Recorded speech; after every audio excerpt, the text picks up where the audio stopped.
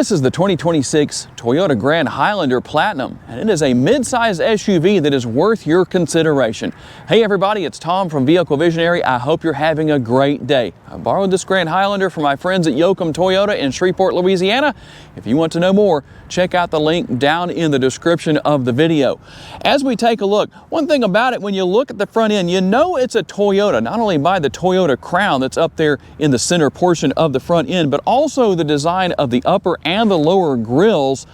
We're going to have full LED lighting here, LED turn signal indicators, LED headlights, daytime running lights, and right down here, something I know a lot of you like, LED fog lights, something that seems to be a very popular thing among a lot of potential buyers. And right up here, let's go over this way. I'm going to show you real quick. You're going to have not only your forward-facing camera, the front camera right here, but they're going to be all over the vehicle. You can see the surround view. With the Toyota Safety Sense, when you drive up to a vehicle in front of you or somewhere where you're going to park, you're automatically going to get that view that shows you what's going on around you in that area, just to keep you from hitting anything. All-wheel drive, that's going to help those of you out that have low traction situations more often than not. We're going to have the 20-inch wheels. You will also find an 18-inch spare tire. I know that's a big deal too. I can sure understand that. And when it comes to our side view mirrors, we're going to have the turn signal indicators built in. They're heated, they're power adjustable. They're going to be power folding as well. I'm going to show you real quick. Hit the button right there so you can see how that works. And then we're going to have our roof rails up top with the crossbars already installed. So when Aunt Edna or the kids are being unruly, you can just move these together so you can stick them up there, whatever size chair they're in. If it's Aunt Edna, you got the rocking chair can fit up there, and you might have to change the size of those, where the space between those crossbars. And while I don't think that it's really necessary here, it does give it a little bit of a lower profile look. You have the assist step right here to make it easier to get in and out, but with the ride height of this Grand Highlander, I don't think you really need that. Nice large windows, easy to see out of. We're going to find our rear roof spoiler right here, as well as the shark fin antenna up top. We finish things off with more LED lighting back here on the rear, full LED lighting everywhere you go, front and rear, all over. All-wheel drive logo right there, so you know I wasn't lying about that.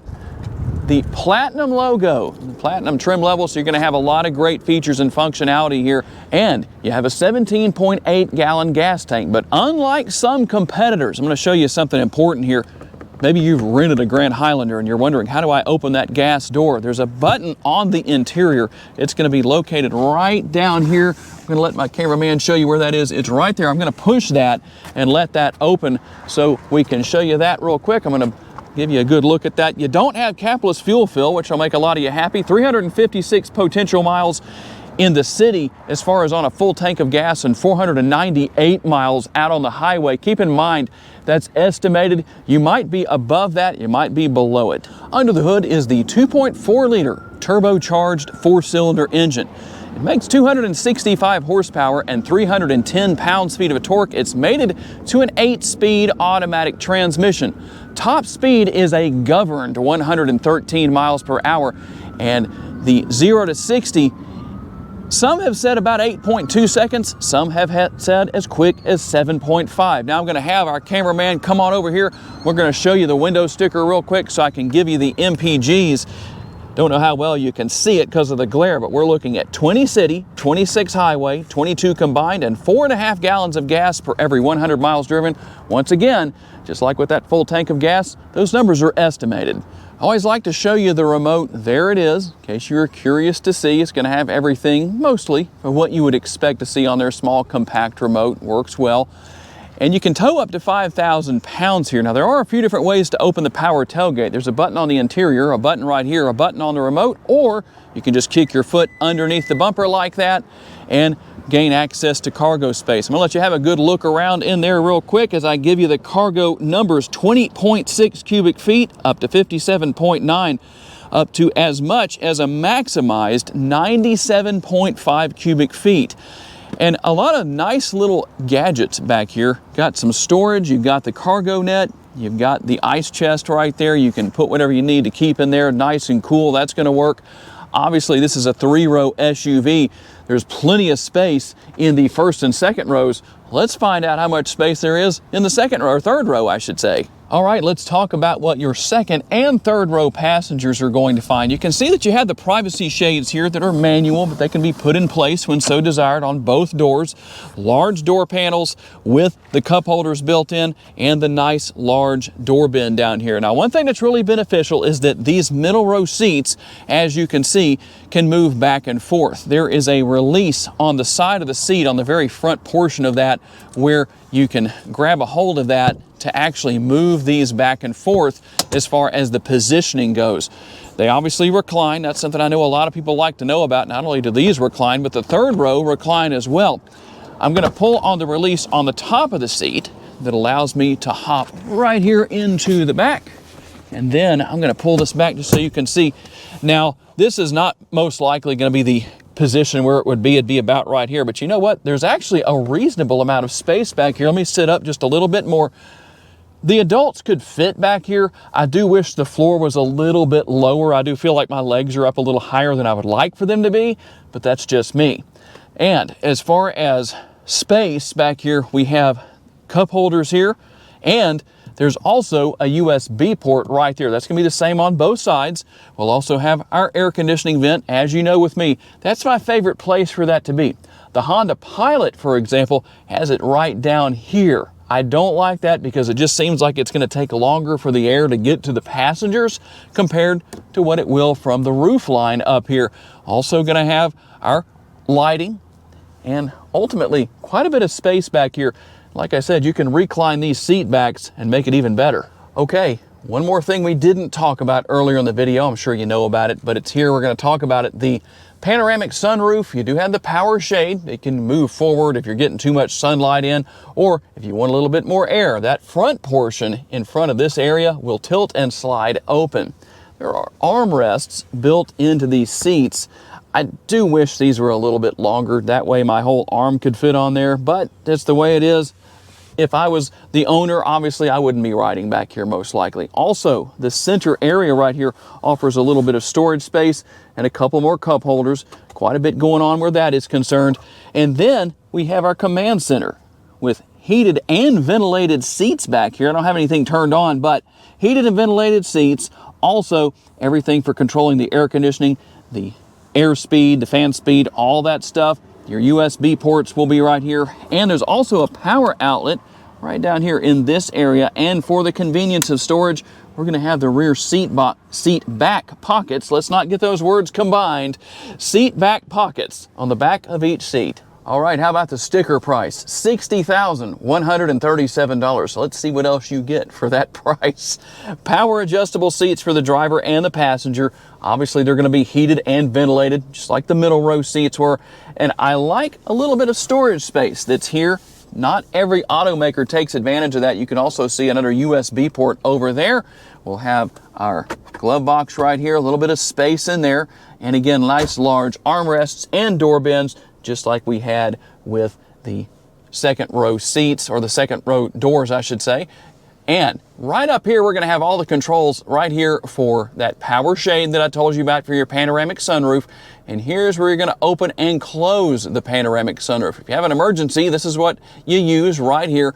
And you can see what else is there, including the handy dandy sunglass holder. And you also have the digital rear view mirror. If you don't want to use it as a digital rear view mirror, you can use it as a conventional, but we're gonna leave it like that. And let me grab the camera here so I can show you a couple of things. Here is the dealer installed dash cam. Nice to know that it comes with that, so you don't have to worry about installing one yourself.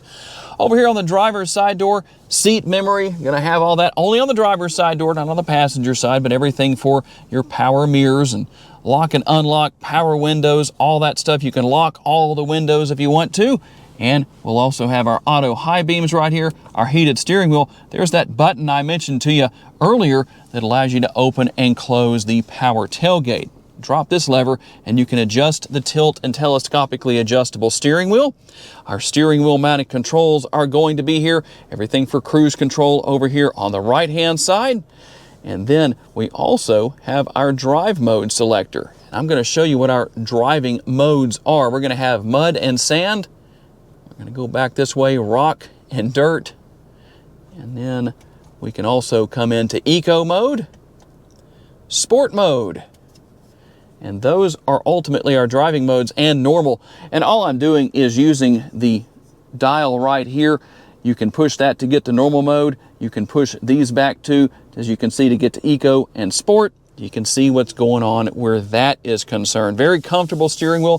When it's heated, or the heated functionality is turned on, it does get pretty warm. You also have shifter paddles here for that sporty driving experience in your Grand Highlander, through that 8-speed automatic transmission, gearing up and gearing down. You control your headlights here. You can leave that on auto. You can also turn your fog lights on and off, and you can also use your turn signal indicators, your blinkers, those things that let people around you know what you're doing before you do it. It does take a little education, but if you get a degree in turn signal engineering, you can operate those just fine. There is something I can't say anything sarcastic about, but that's your front and rear window wiper control. Now, we have our 12.3-inch touchscreen. Right over here, we're going to have something simple. Not new technology, nothing out of the ordinary, that's for sure, which the screens really aren't anymore either. But that's your knob for the radio, turning that on and off. And you'll have all of your different information here. I'm under settings right now, so depending on what you need to find, all of that's going to be here. You can wirelessly pair your smartphone and deal with whatever you need to as far as this goes. You can also go into vehicle, and depending on what you need to do here, just go in there and select front rear climate if you need to use that. We can also go in here into trip information. It's going to give you some information as far as that goes. Nice looking and clean. That's always a good thing. And I like that it's fairly minimal. Vehicle alert is also going to be here. No alerts to look at, apparently. Everything for phone and radio. I won't be able to show it to you, but we also have our built-in navigation that will be here too. Here's the controls for the heated ventilated seats right here on the bottom, heated on the top. Dual zone climate control. As you can see, you can set that however you want to on either side. We're going to turn that down because it's getting kind of warm in here on that side, or you can sync those together if you so desire. There's the button for your hazard lights. Here is the button you use to start and stop the engine. And as far as connectivity goes, we're going to have some USB connectivity, got a wireless charging pad down here, and your shifter that easy to deal with. We can also bump that over into manual mode, so you can again gear up and gear down depending on what you want to do with that. Now here are our cameras. If you want to see how all of that looks, just to give you a quick look. I like the surround view that we have. As far as that goes, we can take a look at a couple of different options that we have where all of this is concerned. We can also go here and get out of that if we want to. And right here is the button to turn your camera on. And this is that 360-degree view that I really like. You can go in here and you can actually pause that by selecting on the screen right there anywhere you need to.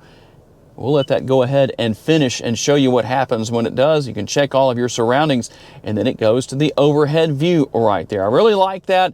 Nice and convenient. And one more thing I need to mention here is we also have our snow mode right there. You push that button. For those of you in that low traction situation with a lot of snow and ice, you also have your hill descent control right there if you want to take advantage of that. And then let's open up the center console right here, and you can see there's quite a bit of space within this area. You actually have the little tray right here that can be put in place if you want to use that, however you want to take advantage of that. And we're also going to have this work as an armrest.